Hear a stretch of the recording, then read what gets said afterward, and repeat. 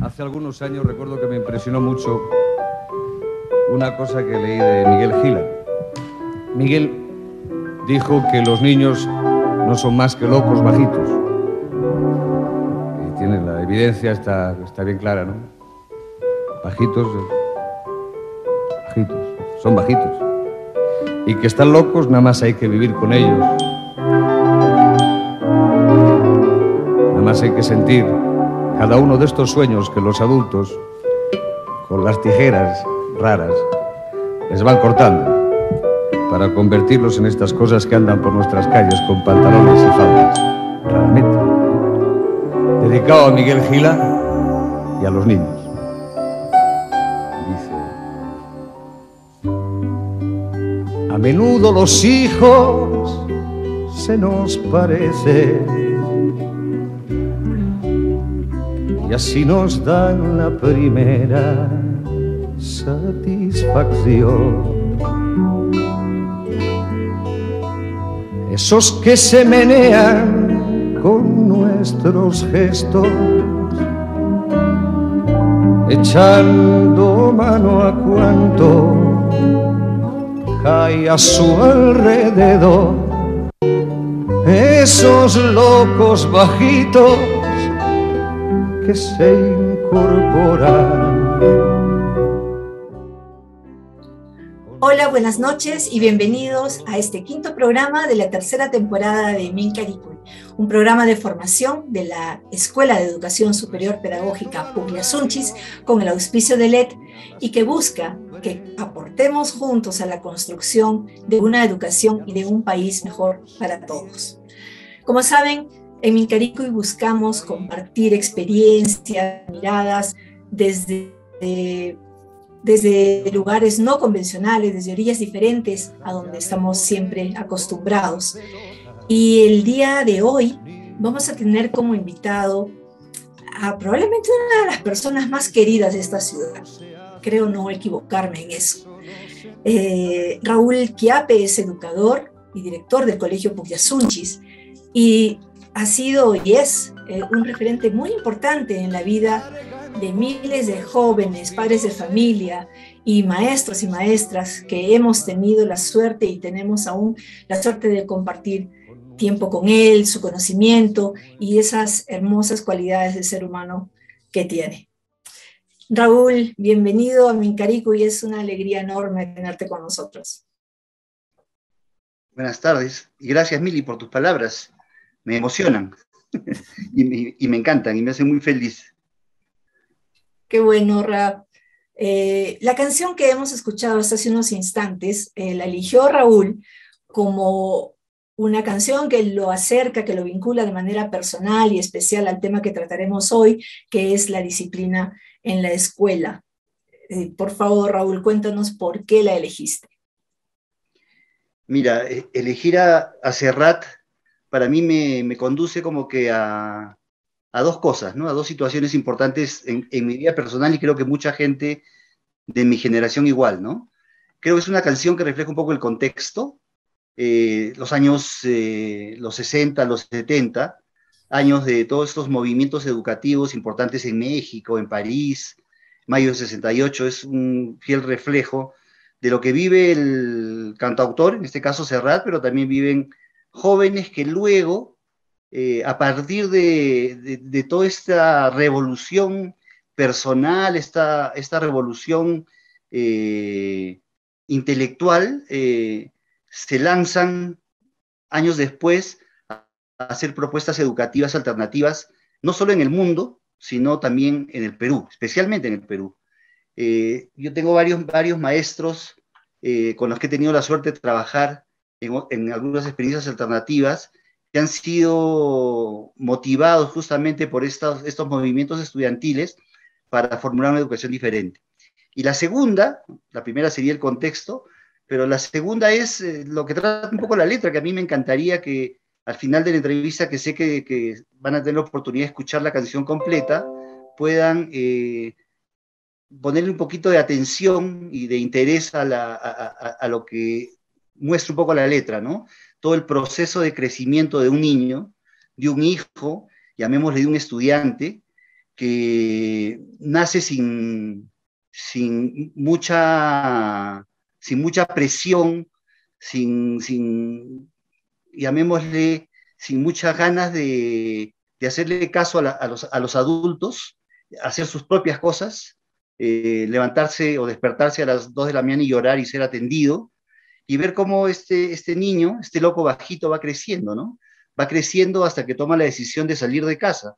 Entonces es lo que vivimos un poco todos los papás en nuestros hogares, pero también lo que vivimos los profesores en el aula, ¿no? Que recibimos a chicos durante 13 años y luego que terminan su etapa escolar, nos toca despedirlos, ¿no? Y nuestro corazón, nuestra alma, nuestra vida se resquebraja como la de los padres cuando los hijos dejan la casa, ¿no? Yo creo que eso es un poco lo que refleja esta canción, que a mí me ayuda a identificarme plenamente, ¿no? Y por eso el haberla escogido. Sí, a mí también me gusta mucho, mucho esa canción, ¿no? Y siempre me he preguntado en qué momento es que dejamos, por ejemplo, de tirarnos al piso porque nos provoca, ¿no? Imposible que lo hagamos ahora, ¿verdad? Raúl, ¿ya cuántos años en educación? Uf, muchísimos años.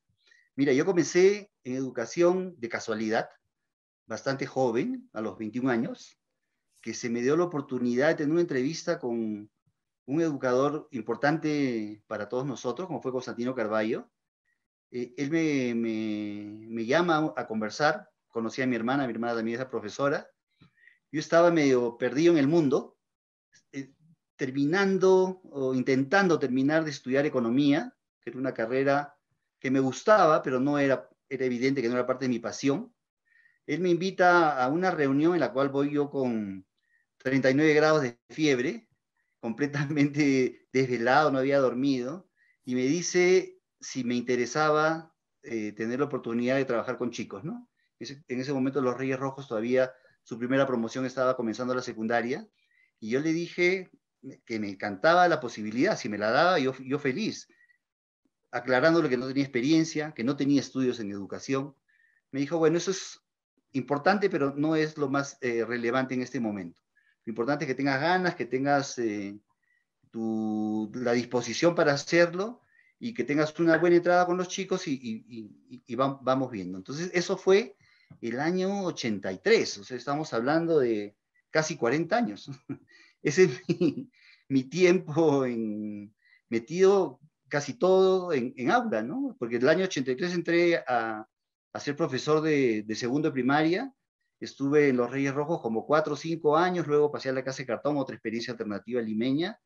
De ahí me dieron la oportunidad de trabajar en una zona compleja en ese momento, hablamos de la época de la ebullición del terrorismo en el Perú, entonces trabajé con unos chicos en su tiempo libre, que era un proyecto Collera en el CECIP, de ahí Cecilia, que es mi actual pareja, pero también es miembro del equipo de Puyasunchis, me da una llamada y me dice que si conocía gente interesante si quería venirse a Cusco, ¿no? Que había la posibilidad de entrar a trabajar en un colegio, en proyectos de formación, de capacitación, y le dije, levanté mi mano y le pedí estar así a la orden de venir a Cusco y trabajar, ¿no? Entonces me vine el año 92, estuve en el programa de formación de maestras de inicial y de primaria, profesoras del sector público, y de ahí en el año 95 acepté un poco el reto del trabajo con chicos de secundaria.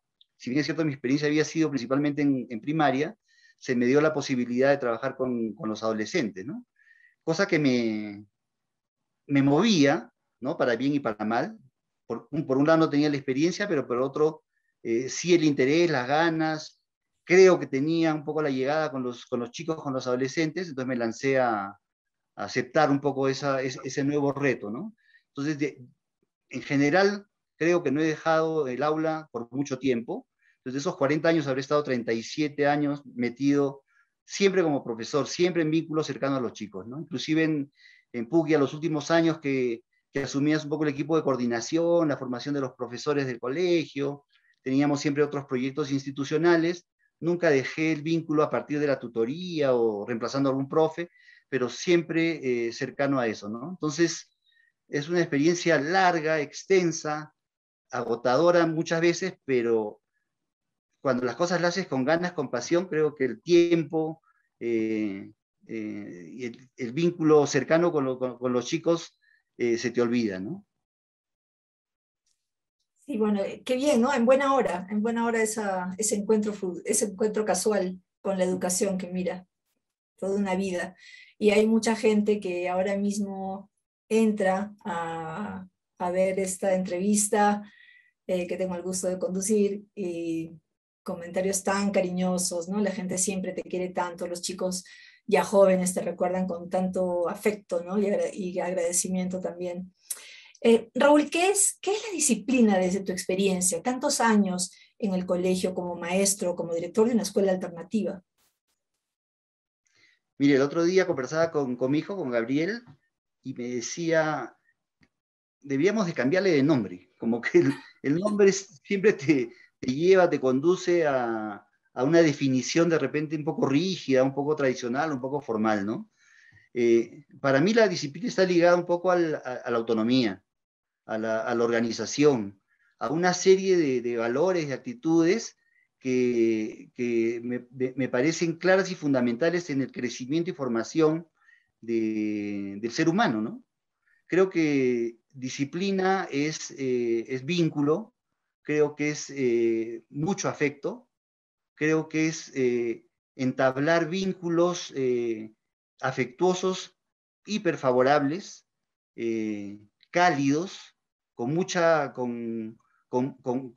amor, con mucho respeto, ¿no? Pero a la vez, dentro de un poco de la definición, yo le agregaría algunos términos que creo que también son importantes, ¿no? Que tiene que ver con autoridad, que tiene que ver con firmeza, que tiene que ver con claridad, que tiene que ver con un vínculo transparente, honesto, entre dos personas entre un grupo de seres humanos, ¿no?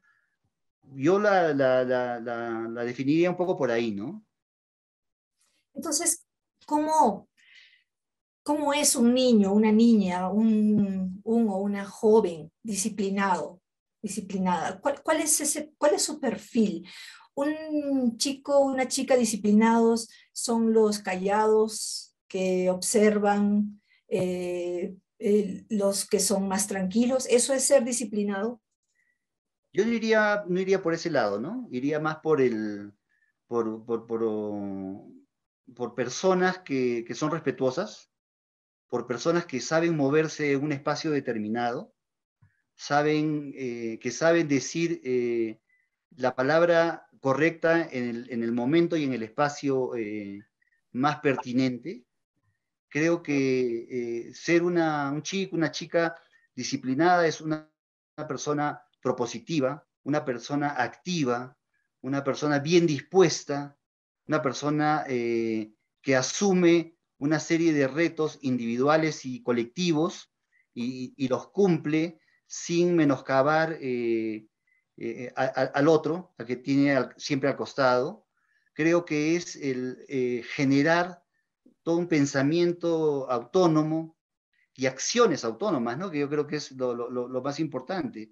Es una persona que puede realizar una tarea o asumir una responsabilidad y no necesita del otro para que esté permanentemente recordándolo o fastidiándolo, ¿no? Sino una persona que en el momento que asume algo puede marcar fases, puede marcar momentos y que los va desarrollando, por supuesto que siempre con el apoyo, o sea, el apoyo del otro siempre debe estar ahí cerca, ¿no? Pero va desarrollando un poco la tarea hasta cumplirla, hasta obtener un resultado, hasta haber cumplido un objetivo, o haber asumido un reto, sin necesidad de haber mellado un poco o afectado en las determinaciones que el grupo o las personas hayan tenido o hayan realizado, ¿no? Yo lo Mm, plantearía un poco más por ese lado, ¿no? ujú. Eh, Te organizas, te planteas una tarea y la cumples a cabalidad en un entorno social propicio y favorable, ¿no? Que tú también lo has favorecido, ¿no? Y hacia ahí quiero ir ahora, porque a los locos bajitos hay que darles una mano, ¿no? Para, bueno, para entrar en ciertas convenciones también, ¿no? Como la escuela. Yo siempre lo digo, siempre lo comento y te lo comentaba hace un ratito también, antes de empezar la entrevista. Yo siempre tengo en mi memoria, primero, a un Raúl a quien todos respetábamos, desde los más pequeñitos hasta los más grandes, pero un Raúl que jamás dio un grito, muy difícilmente una sanción, un castigo, siempre era una apertura hacia la conversación. Recordaba también, incluso en situaciones un poco más, para otros, complejas, ¿no? De manejar, pero sí, lo has dicho bien, o sea, tú tenías una llegada muy especial con adolescentes, con chicos más jóvenes, que puede conflictuarnos a muchos adultos, ¿no? Por la edad y este momento de ser más contestatario, de poner de relativizar lo que dices, ¿no? ¿Cuál es el rol ahí del maestro, en tu caso, por ejemplo, y qué esperas tú de tus maestros también? Ujú. Yo creo que algo fundamental y básico es entablar este vínculo afectivo, ¿no? Creo que es lo primero. Bueno, y previo a eso es que la escuela, donde estás trabajando, donde desempeñas tus labores cotidianas, genere un clima amable, un clima afectuoso, un clima adecuado para que las relaciones se den de manera honesta, se den de manera transparente, ¿no? Que no sea una cuestión de rigidez.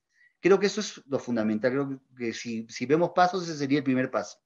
Entonces, si tú te desenvuelves en un espacio favorable, en un espacio, como decía, amable, afectuoso, en que los chicos respiren cariño, creo que tienes ganado el 70% del camino. Si tu escuela es amable, tu aula también debe serlo, ¿no? Entonces, tú, como profesor, que estás compartiendo un espacio físico con un grupo de, llamémosle adolescentes, niños, infantes, no importa la edad, coges esta premisa institucional, la llevas al aula y generas también un aula amable, un aula donde el vínculo es propicio para el trabajo, para el diálogo, para el hacer cosas, el proponerla. Creo que ahí completaste otro 20% y estás en un 90%, que ya lo vas llenando, ese 10% que te falta, con múltiples estrategias, ¿no? Hay un montón de estrategias de relaciones para que los chicos puedan también propiciar junto contigo un entorno adecuado, pertinente, donde no solamente el trabajo es viable, es posible, sino también las relaciones. Este clima amable significa un espacio donde un chico puede venir hoy día movido por algo que vivió en su casa y lo pueda contar, lo pueda describir, lo pueda socializar con sus compañeros, con su profe, y entre todos podamos ayudarlo a fortalecerlo, a que ese día lo resignifique un poco, ¿no? Lo cambie, lo modifique, y que por lo menos en ese día se vaya suelto, se vaya relajado, se vaya con el sentimiento de que el grupo lo apoyó, que él es parte de un espacio que lo está ayudando también a crecer y a solucionar sus problemas, sus fantasías, ¿no? Las cosas que de repente está sobredimensionando lo que vivió, ¿no? Entonces yo creo que eso es la tarea de un profesor, ¿no? Cómo así tengas 45 minutos con tus chicos o con las chicas, así tengas más de un espacio diario con ellos, creo que en el momento que tú tienes este vínculo con tus estudiantes, eso debe ser lo que prima. Luego ya vienen, qué sé yo, formas de hacer que la clase sea divertida. A los profes siempre les pedíamos, bueno, a mí, yo exagerando siempre, yo les decía, lo que tienes que hacer en la programación que tienes es que ese día para ti y para tus estudiantes sea una experiencia espectacular. No solo un día de trabajo, sino 45 minutos con él. la hora que te toque vincularte, o sea, para él y para tu grupo de estudiantes, eso debe ser lo fundamental. O sea, tienes que programar y tienen ellos que sentir que tu clase fue wow, y que mañana que me voy a tocar también lo sea. Pero era un pedido no para un profe, o no era lo que tú marcabas solamente como tu propio estilo, sino debería ser una condición de trabajo, ¿no? Entonces, si tú propicias este espacio afectuoso, este espacio sincero, honesto, le generas a los chicos y chicas las ganas por venir al colegio. Sí, también aprender, por supuesto, ¿no? También es parte de la tarea escolar. Vengo a aprender una serie de adquirir una serie de competencias, de habilidades, de actitudes, por supuesto, ¿no? Pero si todo eso lo sumas y lo planificas y lo planteas en tu vínculo con los alumnos, yo creo que ese es el objetivo de todo maestro y el objetivo que el grupo de maestros debería tener dentro de una escuela, ¿no? Y creo que las cosas variarían y cambiarían mucho, ¿no? Dejar de lado un poco la rigidez, la verticalidad, la seriedad un poco que a veces sientes cuando entras a un salón de clases en muchas escuelas, el poco vínculo, a veces hasta maltrato un poco del adulto entre los mismos chicos, propiciados un poco, permitidos por los adultos que conducen un proceso educativo cualquiera, una actividad, ¿no? Entonces, si eso lo vas marcando, si eso lo vas teniendo presente y es parte de tu día a día y de tu intención de que así no por ese lado no debes de ir, sino debes de modificarlo, creo que este vínculo, este trato con tus alumnos variaría enormemente, ¿no? Y de alguna forma, en mi caso, lo he intentado siempre, ¿no? Creo que, creo que las fuerzas, tu mirada cotidiana, tu vínculo con ellos, pero también entre los adultos, ha sido dirigido un poco a partir de estas, llamémosle principios, de estas condiciones de trabajo, ¿no? Ujú. Y mira, justamente hablando de, has mencionado la verticalidad y estas formas que solemos tener y además asociar a la disciplina, ¿no? A la formación de un joven, de un niño disciplinado. Muchos adultos, generalmente adultos que no están vinculados a la escuela alternativa, desaprueban, ¿no? Desaprueban que en las escuelas alternativas los niños saluden por su nombre a los profesores, por ejemplo, ¿no? Que digan, hola Raúl, y es su director, ¿no? O que no se pongan de pie cuando un adulto entra, que no se callen cuando un adulto está hablando, incluso, ¿no? O que lleven el cabello largo, o que tengan más aretes de los esperados, ¿no?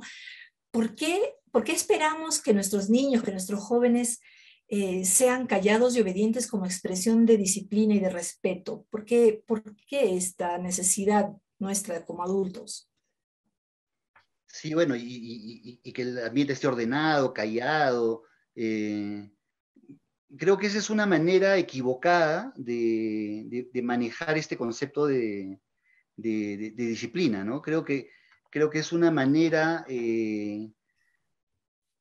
que de repente le hemos aprendido también de las generaciones anteriores, ¿no? Donde esas cosas eran una condición, ¿no? El no mostrarte como eres, creo que era una forma en que también te educaban en casa, ¿no? El que dejabas eso para un espacio más íntimo, pero socialmente lo que se perseguía, lo que se propiciaba, era justamente las cosas que tú has caracterizado hace un momento, ¿no? O sea, el silencio, el no moverte, el tener la ropa perfecta, el tener la postura cuando estabas hablando con un adulto, el tener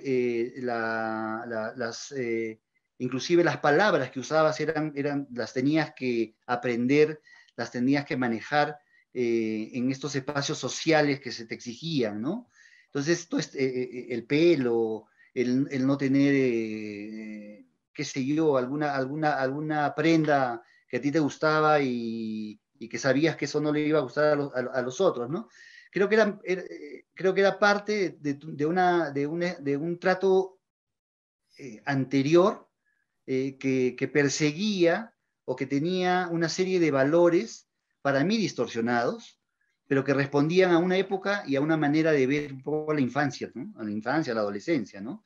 Creo que eran también conceptos que se tenían, eran sociedades específicas que habían marcado eso como un estilo de relacionarse, de vincularse, que de alguna forma, bueno, y en las escuelas, en los 70, en los 80, que van surgiendo las escuelas alternativas, intentamos romper, pero sin que se rompa un poco esta idea de que si un chico te tutea, si un chico se siente la confianza de darte un abrazo, si decide venir con la ropa que tenga que venir, no es respondido por la escuela como algo malo, ¿no? Entonces, de alguna manera, los que estuvimos o estamos en escuelas alternativas, eso intentamos hacerlo sin que se rompa en los chicos la claridad de manejar un poco el tema de autoridad, ¿no? Que te tuteen no quiere decir que la autoridad no se marque, que no seas una persona que se vincule también con firmeza, sin perder tu rol adulto, ¿no? Entonces hay una serie de elementos ahí importantes. Pero además de esto, Mili, yo me quedaba un poco con el comentario anterior, lo que hablábamos, y recordaba un poco lo leí en uno de estos libros de Ken Robinson, que es un autor inglés que a mí me motiva mucho, y él contaba cómo una profesora en una escuela de Boston había llegado a este espacio como directora, era la quinta directora el mismo año, o sea, era una de estas escuelas complicadas, complejas, con una población súper diversa, que les traía serios problemas y que los directores no aguantaban, pero ni un par de meses en el vínculo y en la narración un poco lo que ella hace para manejar de otra manera lo que se estaba haciendo en esta escuela era, en primer lugar, dar una razón de ser para que los chicos vayan al colegio, porque no venían al colegio, se maltrataban, había agresiones permanentes, el profesor no era justamente la figura que se pretendía, los adultos no cumplían, se morían de miedo de entrar a las aulas, qué sé yo. Entonces, esta directora, que también era profesora de aula, con sus colegas, lo primero que hacen es eso, que los chicos sientan que venir al colegio puede ser interesante, ¿no? Y puede ser motivador. La segunda cosa que hacen en esta escuela es que los chicos vayan y no van a ser agredidos por nadie, ¿no? Entonces, que el clima que se está creando ahí va favoreciendo a las diferencias y que de alguna manera no se iba a permitir el maltrato de ningún tipo, ¿no? Y revisando un poquito las cosas era eh, el que ellos, como tercer momento, es que ellos se sientan valorados, que se sientan lo que dicen y que lo que hacen tiene un valor bastante significativo, no solamente en el trato entre ellos, sino también con los adultos y con el colegio, ¿no? Al lograr esto, que fue todo un proceso, no de la noche a la mañana, por supuesto, hizo que se revierta esta imagen que se tenía de una mala escuela, ¿no? Entonces la escuela se convirtió en un espacio adecuado, en un espacio propicio para las relaciones y para el aprendizaje. Y luego de un par de años de trabajo, la escuela sacó los más altos índices de rendimiento académico del estado este donde se encontraba, ¿no? Entonces, yo creo que eso es algo importante que quiero sí remarcarlo más de una vez en la entrevista del día de hoy, porque me parece fundamental. Cómo nosotros como profesores o como futuros profesores propiciamos justamente eso, este clima propicio, agradable, afectuoso, amable para el trabajo. Creo que eso es lo fundamental y la respuesta no solo es individual, sino colectiva, ¿no? Cómo yo desde mi centro educativo, que puede estar en una comunidad, o puede estar en una ciudad, o puede estar en sitio que esté, es lo primero que tenemos que hacer como equipo de docentes. Nos juntamos y vemos la manera más adecuada y pertinente de atender y de crear un espacio, un clima favorable para el trabajo y para las relaciones, ¿no? Creo que eso es para mí lo más importante, lo que de alguna forma me lleva cuando hablamos de disciplina, de autoridad, de organización, ¿no? Entonces, como te decía, si eso está logrado, todo lo demás viene por su propia cuenta y es mucho más sencillo, mucho más fácil, ¿no? Me haces pensar mucho en cómo, recuerdo bien, y me permito hacer un, un comentario un poco personal, pero vinculado sin duda al ejercicio tuyo, Raúl, en relación a la disciplina, ¿no? Y cómo eh, recuerdo N momentos, ¿no? En que hemos ido hacia ti como director, a decir, este chico, quejarnos, ¿no? La lista de quejas. Y la respuesta siempre fue la misma. ¿Y tú qué has hecho? Uh ¿No? -huh. Y era como, oye, te estoy hablando, terminábamos en lo mismo siempre, ¿no? Y salíamos de esa conversación siempre con retos personales como maestros, ¿no? A ver, ¿qué más podemos hacer? ¿No? Y qué cosa hemos dejado de hacer. Bueno, lo relaciono mucho con lo que estás diciendo, ¿no? O sea, ¿por qué Uh no -huh. verlo desde el otro lado? O sea, ¿qué debo hacer yo? ¿Qué me falta hacer a mí? ¿No? Y quería saber cuál es tu opinión sobre los aportes que puede, ya, bueno, son muchos años, y son muchos años además observando resultados de chicos, chicas, ¿no?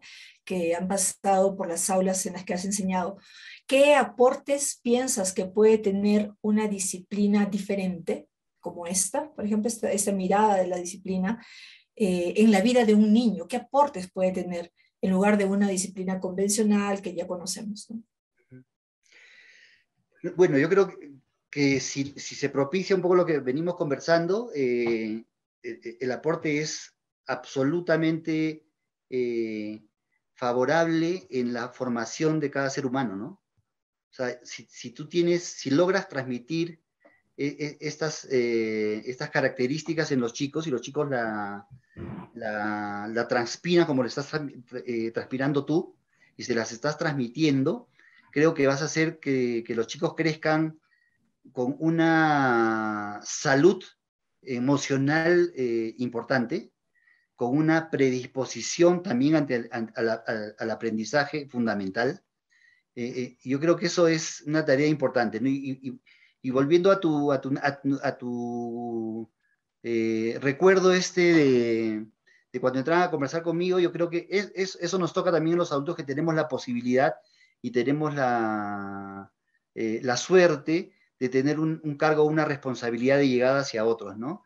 Creo que siempre abrir una puerta, ¿no? Tratar de no cerrarla, cerrar lo menos posible, y que esa puerta abierta les transmita, en este caso a tus colegas, a tus compañeros de trabajo, que los estás escuchando, que los estás, que te estás creyendo fehacientemente lo que te están diciendo y que te están dando la posibilidad de que con tu palabra, ¿no? Que no deben ser muchas, yo creo que es un poco con el mensaje de la conversación, del diálogo que has entablado en este caso con ellos, te quede claro que hay una intención, porque además te lo cuentan por algo, colectiva, en este caso de a dos, de encontrar una solución, una respuesta a lo que quieres compartir, ¿no? Entonces, la escucha es fundamental. Creo que el escucharnos entre nosotros es fundamental. Creo que es lo que también justamente hay que propiciarlo bueno, en todo sitio, pero especialmente en las escuelas, ¿no? Escuchar a tu colega, escuchar a tus niños, ¿no? Escuchar a tus estudiantes es lo más importante, ponerte a la altura de ellos, inclusive hasta físicamente, ¿no? No mantener esa postura rígida de que tú eres el adulto que estás parado y tienes un enano no llega al metro y estás hablando con él y el pobre tiene que empinarse o mirar arriba y está cansado con la nuca agotada. Creo que también en muchas situaciones tienes que ponerte en su lugar, ¿no? Hay algunas cosas que yo me acuerdo mucho en las conversaciones que teníamos con algunos chicos que pasaban por el espacio que yo tenía compartido con otros compañeros, ¿no? Que era, eh, muchas veces, muchos años, me han mandado chicos que estaban siendo castigados por alguna locura, alguna travesura que habían hecho en su aula, ¿no? Entonces, ellos tenían como penitencia el estar conmigo un buen rato y bueno, me imagino que con las imágenes de escuchar a este abuelito, a este viejito, a este pata mayor, que nos dé su sermón, ¿no? Pero tú no te imaginas, para mí era no te digo que esperaba con muchas expectativas todos los días que me manden chicos, ¿no? Pero en mis momentos un poco libres en el colegio, me encantaba justamente trabajar con chicos que habían sufrido venían de esta situación y nos pasábamos, mira, me los mandaban unas 2 horas y eran 2 horas de escucha, de conversa, de que me cuenten sus problemas y terminando un poco la conversación en la cual ellos, los más pequeños, se habían sentido escuchados, eh, me hacían jurar que al día siguiente los iba a volver a sacar de clase para venir a conversar conmigo, ¿no? Y hacer no solamente ya conversas, sino, qué sé yo, una vuelta por el colegio, hacer alguna actividad con ellos, ¿no? Que de alguna forma los ayude a reflexionar la falta cometida y revertir un poco esta situación, ¿no?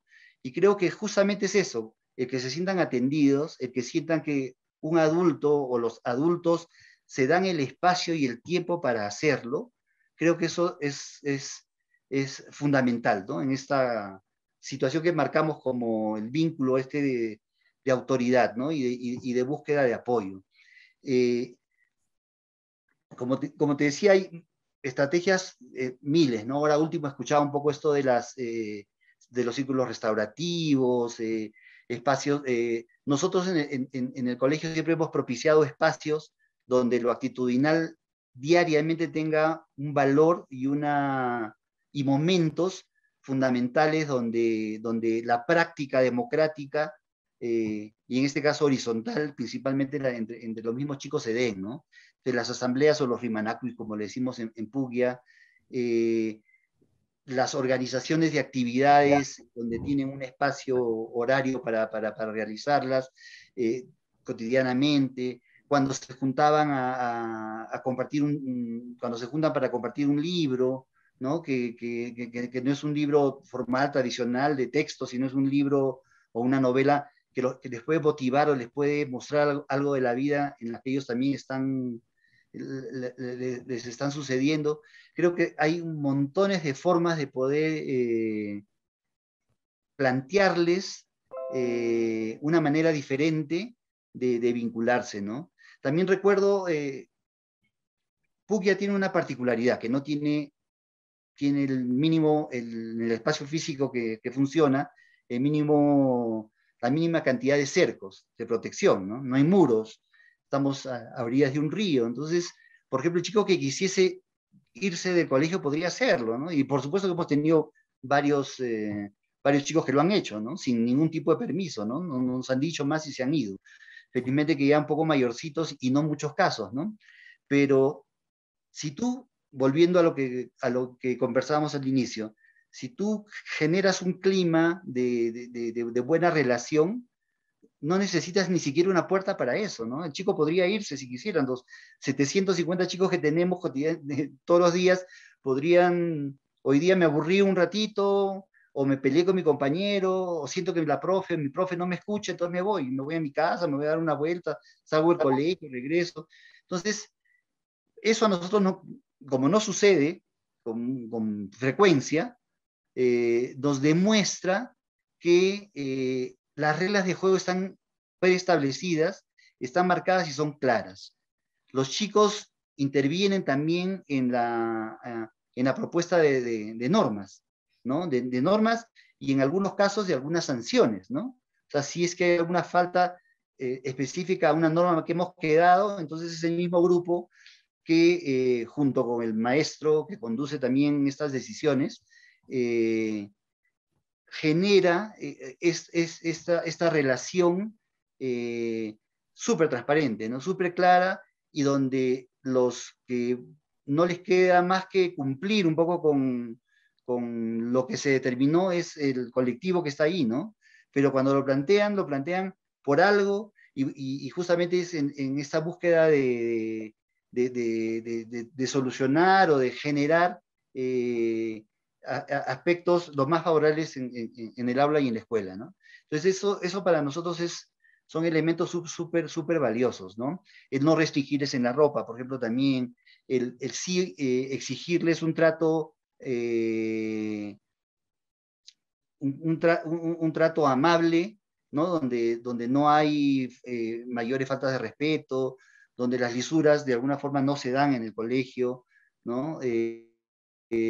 Donde puedo irme cuando quiera, si quisiera hacerlo, donde tengo que pasar espacialmente toda una mañana y parte de la tarde, eh, también proponiendo, si es que siento que la actividad no de este profe que es nuevo y le está costando un poco vincularse con el grupo y transmitir un poco o hacer una buena clase, también me involucro para que la cosa fluya, solucione, ¿no? Y estas cosas con chicos de diferentes edades, ¿no? Solamente te estoy hablando de chicos que tienen 15, 16 años y tienen la capacidad suficiente como para reflexionar y decirla, pero también encuentras con los más pequeños. Entonces, si se dan todas estas, si se juegan todos estos elementos y son parte de la relación, hace que justamente la voluntad, las ganas, los deseos de ir al colegio estén diariamente, ¿no? Entonces, si escuchas a chicos que te puedan decir, o que en la casa dicen, estás medio mal, ¿por qué no te quedas? Y el chico decirles, no, yo quiero ir a mi colegio, ¿no? Entonces, creo que eso es importantísimo, ¿no? Creo que la educación, que la escuela tiene y debe apuntar permanentemente para eso, debe evaluar, debe de planificar, debe de programar una serie de formas, de actividades diarias que hagan justamente eso. Yo también recuerdo bueno, digo enano, pero de un ex estudiante que llegaba permanentemente tarde en la mañana, en la primera hora, no llegaba, no llegaba, no llegaba. Entonces, parte de la planificación que hicimos con el grupo, nos hicimos cómplices un poco con el grupo de chicos y de las chicas, y lo que hicimos es hagamos que justamente en las mañanas, a esas horas, sea recontra bacán lo que propiciemos. ¿Por qué no organizamos un paseo? ¿Por qué no nos damos una vuelta por el colegio? ¿Por qué no hacemos tal cosa? ¿Por qué no? ¿Qué sé yo? Se propone un montón de actividades y este chico que le costaba llegar temprano, cuando llegaba, todos le contaban y decían, oye, mira, qué bacán lo que hemos hecho ahora. Entonces, pasaron, no me acuerdo del tiempo, me imagino que una semana, un par de semanas, y él comenzó a llegar temprano. Entonces, yo me acuerdo haberme acercado a él y preguntado, ¿y qué pasó? ¿Por qué ahora estás llegando temprano? Es que no me quiero perder todo lo que están haciendo ustedes a esa hora, pues. Entonces, es justamente darles una razón de ser a sus momentos, ¿no? Qué lindo lo que cuentas, Raúl. Yo te voy a dejar para después con un pedido de si puedes compartirnos alguna anécdota así muy precisa sobre algún tema de disciplina, claro, en la escuela. Lo dejo ahí para que lo vayas pensando, por ahí viene la idea. Pero quería hacerte una pregunta, digamos, que no quería dejar pasar, y es si tú crees que es posible que la disciplina que hayamos recibido en la escuela tenga influencia en nuestro ejercicio ya de adultos como ciudadanos. ¿Piensas que es posible que estén vinculados esos temas? Yo creo que sí, de todas maneras hay parte de vínculo, pero, por ejemplo, en mi caso, si yo me pongo como ejemplo, no sé si sea un buen ejemplo, pero yo estuve en un colegio con una formación hiperrígida, ¿no? Era un colegio de la colonia china, en Lima, donde justamente lo que estamos viendo ahora, ¿no? La disciplina, la verticalidad, las normas eran clarísimas. Y te pongo ejemplos, pero extremos, ¿no? O sea, si ibas con el pelo tenías que cortártelo. Todos los días nos revisaban si el pelo estaba corto. Y si mi patilla estaba un poquito baja, y estaba incumpliendo la norma. Y había un peluquero que llegaba los días lunes y nos cortaban, simplemente sobre la patilla a todos, entonces nos trasquilaban el pelo porque era parte de una norma que había que cumplirlo. Entonces, mi formación, en este caso infante y adolescente, fue bastante dura, bastante rígida. Felizmente que se contraponía un poco con mi casa, ¿no? O sea, la formación que recibí de mi madre fue bastante ligada a la confianza, a la autonomía, ¿no? propia organización personal de mis tareas, de mis espacios, con una confianza absoluta, ¿no? Con mucho cariño también, ¿no? Entonces, yo imagino que eso equilibró, pero si nos regimos un poco a lo que dices, a lo que hemos recibido del colegio, me parece que sí, en ciertos momentos, hasta ciertos momentos, ¿no? Pero ya cuando eres una persona mayor, ya una persona mucho más reflexiva, creo que también te ayuda a romper lo que recibiste, ¿no? Yo me acuerdo que cuando, en la entrevista que tuve con Constantino en Los Reyes Rojos, la primera pregunta es que me hace, ¿qué tal alumno fuiste? Y yo no fui un buen alumno, no fui un mal alumno, fui un alumno promedio.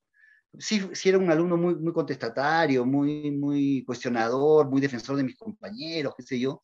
A veces sí, varias normas las quebrantábamos con intención, con una serie de provocaciones. Académicamente no era muy, no rendía mucho, y la universidad sí fue medio desastroso, ¿no? O sea, iba, no me interesaba mucho, estudiaba en micro que me llevaba de mi casa a la universidad. Entonces, eh, pero mi respuesta fue, no, creo que en general no fui un buen alumno. Entonces Constantino me dijo, ya, ese es un punto a favor tuyo, porque lo que vas a querer hacer como profesor es, de alguna manera, no repetir lo que recibiste, ¿no? Entonces, como te decía, sí es cierto, de cierta manera, en cierta forma, esta rigidez, estas verticalidades pueden influir, pero yo creo que no en alto porcentaje, ¿no? Creo que, como te decía, llegas a una edad en la cual reflexionas un poco sobre lo que tuviste y lo que necesitas en este momento y se queda más con, de repente con situaciones anecdóticas, ¿no? Ujú. Ahora sí, quisiera ir a alguna anécdota especial que tú consideres que ha sido como el ejemplo que pondrías para un taller con profesores, alguna situación complicada de disciplina en el colegio y cómo la resolviste. Mira, y se me vienen varias anécdotas, ¿sí? Pero una que movió un poco al colegio, por ejemplo, fue, yo no estaba de tutor de ese grupo, no lo había, estaba en segundo de secundaria, si mal no me equivoco, y es un grupo que decidió, motivado un poco por sus líderes, que eran muy graciosos, ¿no? Porque estos líderes eran, muchos de ellos hijos de profesores, qué sé yo, que no habían tenido una experiencia ingrata frente a lo que habían recibido justamente en la relación que hablamos del colegio y tampoco en sus casas, y decidieron colectivamente hacer una travesura, ¿no? Dentro de esa travesura era, no vayamos un día al colegio, y por qué no nos vamos, hacemos un paseo, nos vamos fuera del Cusco. eh, entonces, lo rico, lo previo, que fue 5 o 6 días antes que surge un poco esta idea, que la fueron madurando entre ellos mismos, se armaron comisiones de chicos, ¿no? Entonces ya, tú llevas el refrigerio, pero dentro del refrigerio tú llevas los líquidos, tú llevas los sándwiches, tú llevas la fruta, tú llevas lo que tengas que... Es una organización impresionante para que la travesura sea lo más este, valorada y rica para ellos, ¿no? Entonces quisieron inclusive alquilar un bus para que los lleve al valle, una de estas cosas, ya no llegaron a tanto, no tenían el dinero, pero llega el día planeado y por supuesto que no llegaban los chicos, ¿no? Y no llegaba uno, no llegaba el otro, por ahí llegó alguien que no sabía porque había faltado estos días, había estado enfermo, entonces tampoco sabía lo que pasaba, y por ahí nos habíamos enterado, también por alguien cercano a ellos, lo que habían planeado, lo que querían hacer, lo que ya estaban haciendo, ¿no? Entonces teníamos una camioneta, nos fuimos con algunos profes hasta el paradero donde habían quedado y los encontramos, ¿no? Ahí a punto de partir. Entonces, lo primero que hicimos con la mayor tranquilidad es, los que puedan súbanse a la camioneta, alquilen algunos taxis y nos vemos en el colegio. Todos mudos, impactados porque los habíamos ampallado antes de que cumplan un poco la fechoría que se habían planeado hacer, y los encontramos un poco nos encontramos en el colegio, ¿no? Entonces, gran asamblea con ellos, ¿no? Y a ver, cuéntenos un poco, y ahí los chicos, las chicas nos comenzaron a decir, en realidad queríamos cumplir con esa travesura, no habíamos medido las cuestiones de seguridad, habíamos querido, sí, teníamos el botiquín por si acaso, pero más que estas cosas de la edad no se les había ocurrido, ¿no? El riesgo que podría ocurrir sin que estén con un adulto, la cantidad de cómics que iban a tener que tomar para llegar al lugar de destino. Entonces, un poco con ellos evaluamos gran parte de la mañana los pros, los contras, niveles de organización, los comités que se habían formado al interior, las normas que se habían planteado, las puestas. Llegamos, golpe de 10, 11 de la mañana, ya habíamos terminado la asamblea y chicos, tienen las puertas abiertas del colegio. Disculpen por haberlos atrasado, pero todavía les queda toda la mañana y toda la tarde para que puedan hacerlo, ¿no? Gran sorpresa de ellos, no sabían qué hacer, pero para nosotros fue el momento de encuentro, ¿no? Entre los adultos con ellos, más rico y más valioso que creo que vivió un grupo como este, y no era un grupo muy sencillo, muy fácil, ¿no? Con chicos con muchas carencias, con muchas dificultades, ¿no? De vincularse, relación con la familia, qué sé yo, de ausencias familiares. Entonces, creo que esa situación, esa actividad que felizmente para nosotros la pudimos atenuar y descubrir en su momento, terminó siendo el momento y la actividad más valiosa que podamos haber vivido con ellos durante gran parte de su secundaria, ¿no? Después la compartimos, yo asumí ya cuando era más grande la tutoría, pudimos conversar un poco, recordarlo. Cuando nos encontramos con ellos, muchos de ellos ahora son profesores de colegio, o han estado cerca de alguna actividad nuestra, ellos también lo recuerdan con mucho miedo, con mucho temor, pero a la vez sienten que como se trabajó lo previo, ellos solos, y después como en el grupo de adultos lo pudimos trabajar con ellos juntos, eh, a muchos les cambió la vida, ¿no? Les cambió la manera de ver y de relacionarse también con los adultos, ¿no? El entender qué cosa era la confianza, qué cosa era el no perder nunca afecto en estas situaciones, lo que era la autoridad, lo que era lo que siempre decíamos en el colegio, ¿no? Este trato horizontal, ¿no? Entre todos los que juntos estamos buscando lo mismo, ¿no? Que es ser felices, que es lograr un tránsito en nuestra edad lo más tranquilo, pero a la vez con grandes aprendizajes, ¿no? Y como te decía, creo que no hay chico o chica de esa promoción que no lo recuerde y no lo haya sentido como un aprendizaje importante en su vida, ¿no? Qué lindo. Eh, Me encantaría, creo que es súper rico, además, este tipo de situaciones que puedas compartir anécdotas y cómo las resolviste, las resolvieron en equipo también. ¿Tienes alguna otra? Tenemos un minutito. Pero más que una anécdota, recuerdo un chico con habilidades diferentes, tenía eh, algunas características Asperger autistas que le costaba estar en clase. Teníamos un excelente vínculo, a él le encantaba estar siempre conmigo, yo tenía que llevarlo a la clase porque si no se quedaba junto conmigo en el escritorio toda la mañana y muchas mañanas lo hicimos. Él no era muy consciente, tendría 13, 14 años, un poco de sus características y a veces sufría un poco por estas cosas, ¿no? Le costaba entender qué le pasaba, por qué no reaccionaba o no opinaba o no era igual que el compañero o la compañera de al costado, ¿no?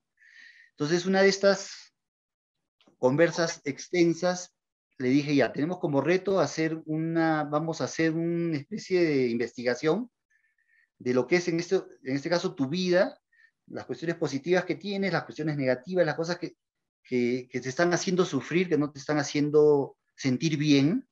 Era un chico que nunca llegó tarde, nunca dejó de venir al colegio, creo que ni cuando estaba muy enfermo, pero logramos hacer una cuestión bien estructurada, porque así lo era él, ¿no? De investigación profunda. Ahí tengo, el otro día revisando un poco los materiales, los cuadernos, las cosas que yo registraba, la tengo y creo que te da para un libro hermoso, de lo que es cómo en una escuela puedes generar y dar y encontrar con un chico las herramientas para que te puedas desenvolver de mejor manera y, y no sufras tanto por las cosas que te están sobrecogiendo en ese momento, ¿no? Entonces ahí registramos con él justamente cosas detalladas de él, cómo se veía, cómo se sentía, cómo amanecía, qué cosas había vivido en ese momento en la casa, qué al llegar al colegio, qué en el traslado entre el colegio y la casa, qué en ese momento con los chicos, cuántas cosas de lo que los chicos o las chicas iban diciendo, no necesariamente a él, sino lo decían libremente en la clase, él no lo entendía, y junto a eso hicimos una serie de cuadros para ver ya en esta situación qué tengo que hacer ahora. Entonces, fue bueno, trabajo, bueno, es un trabajo, por supuesto, un trabajo hermosísimo de poder, en este caso, dos personas, dos seres humanos, ser cómplices, acercarse para ayudarse, en este caso mutuamente, porque yo también sentía que eso a mí me ayudaba un montón, me ordenaba una serie de cosas para trabajar con los profes, con los chicos, con mi vida personal también, ¿no? Entonces, ¿cómo a partir de justamente eso, tener un lugar que te brinda la posibilidad de que no entre una clase de matemáticas en ese momento, sino que es más importante hablar de la vida de esta persona y lo que le está removiendo, y que tienes tu colegio te brinda esa posibilidad para que justamente lo que decía, los dos crezcamos juntos, ¿no? Y encontremos soluciones y que mañana esta persona venga con un poquito más de ganas, no solamente de venir a colegio, sino de vivir, ¿no? De encontrar respuestas a preguntas que no las entiende porque su situación emocional no lo ayuda, ¿no? Y luego tenía 300 elementos para trabajarlo con los papás, ¿no? Y con sus papás. Y era cierto, porque veíamos, habíamos hecho un medimómetro, creo que le llamamos, donde íbamos midiendo el estado de ánimo diario, ¿no? Durante casi un mes. Entonces él iba viendo y decía, sí, mira, porque hicimos eso que dijimos que teníamos que hacer, entonces ya lo hice, entonces hoy día vine un poquito más feliz. O mañana, o al día siguiente vine un poco menos, pero qué sé yo. Entonces nos armamos herramientas, estrategias, inventamos cosas, dos personas para eso, para lograr este objetivo de estar en un espacio que me están mostrando que sí es importante que yo vea y sea un ser humano de bien y un ser humano feliz, ¿no?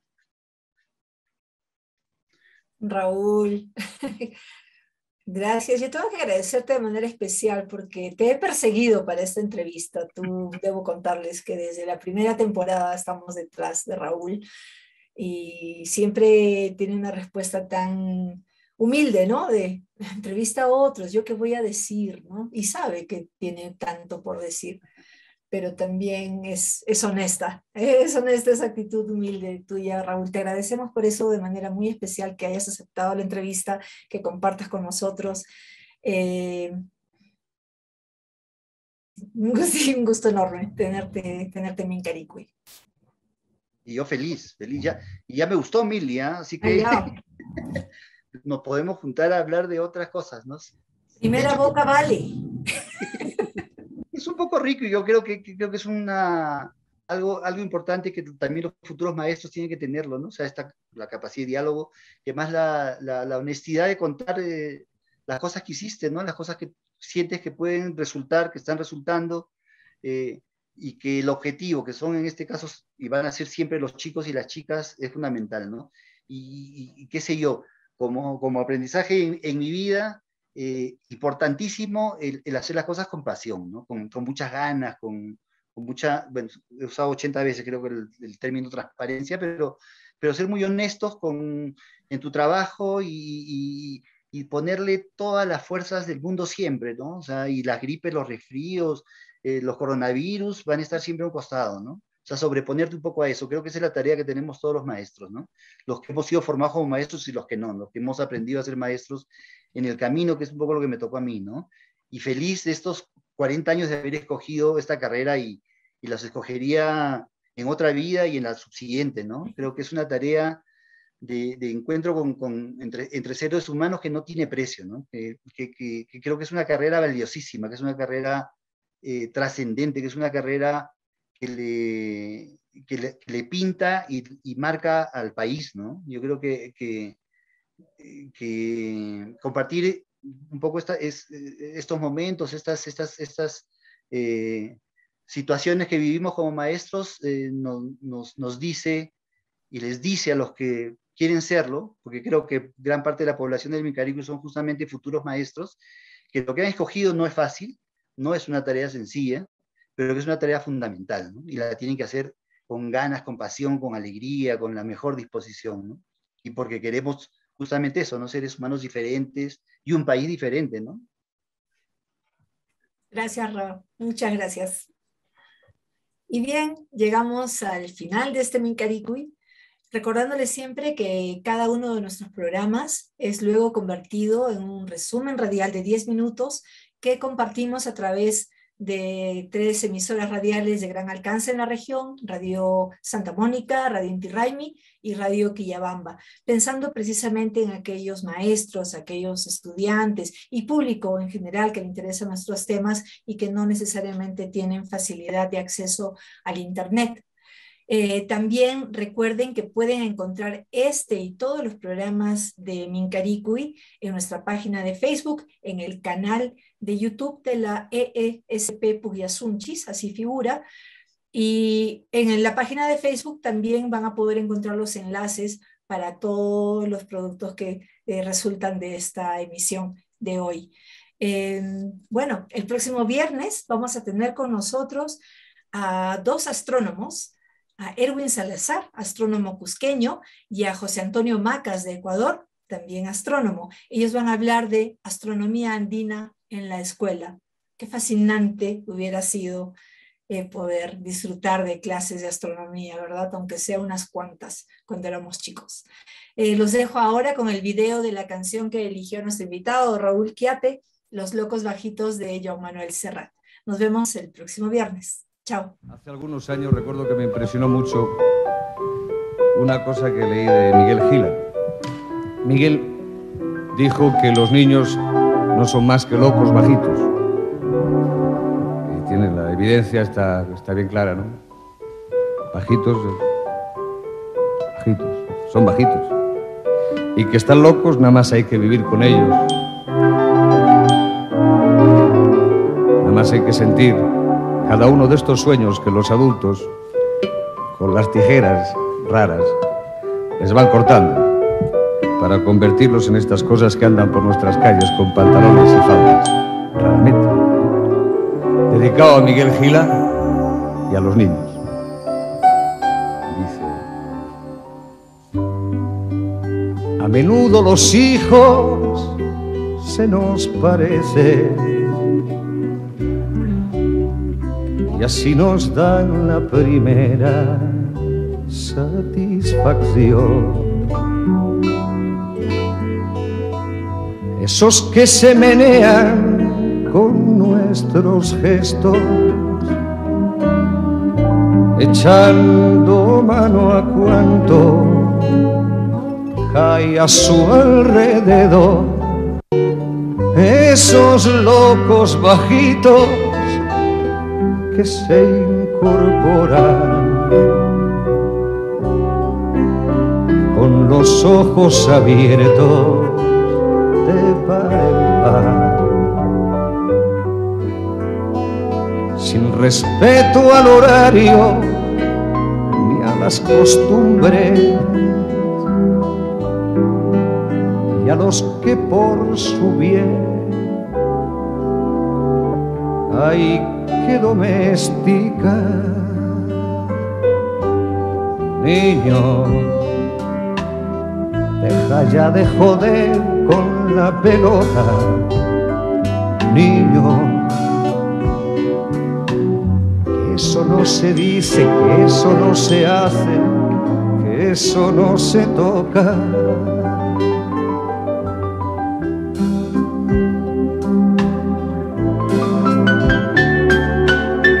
Cargan con nuestros dioses y nuestro idioma, con nuestros rencores y nuestro porvenir.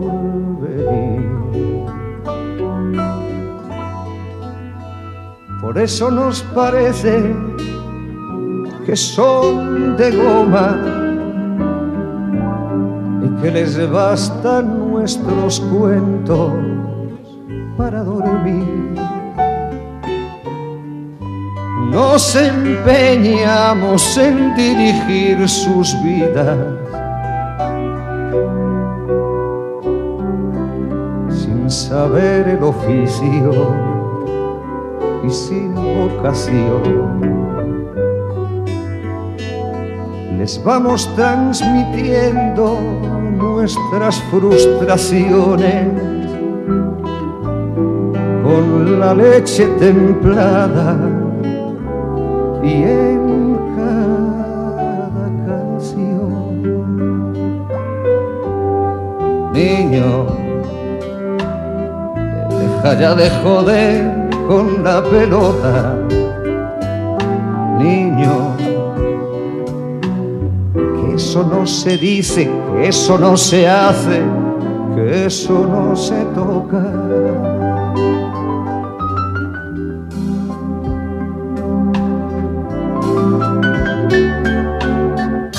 Nada ni nadie puede impedir que sufra, que las agujas avancen en el reloj, que decidan por ellos, que se equivoquen,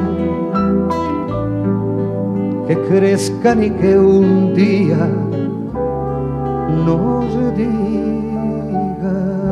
adiós.